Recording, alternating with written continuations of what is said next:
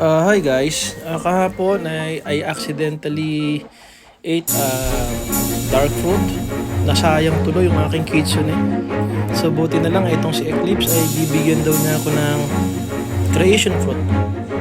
Nagamit ko lang kasi dati yung quake fruit kaya gusto ko namang matry yung bago.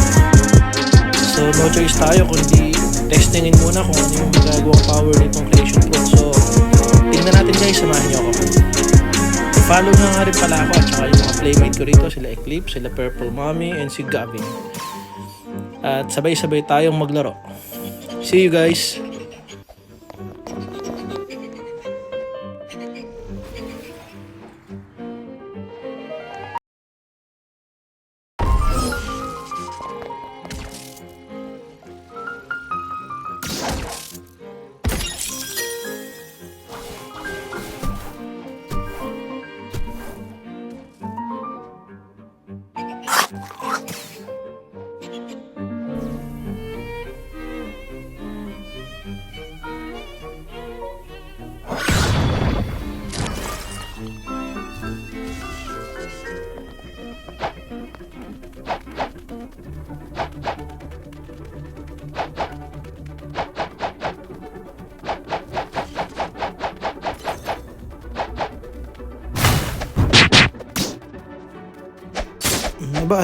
Teka lang guys.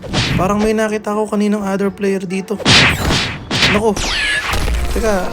Ayun, meron nga ako nakita. Tama nga ako. Takbo tayo. Mahina pa tayo dito. Hindi natin to kaya. Ay, nako po. Takbo. Ayun, nakita tayo. Ay, inaatake na tayo guys. Takbo. Nako po, takbo. Ay, nako, hindi talaga tayo obra dito. Oh no.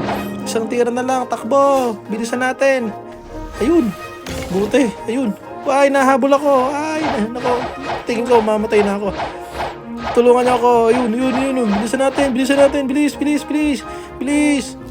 Ayun. Mukhang nawala na siya. Ayun. Hindi tayo namatay guys. So, buti na lang.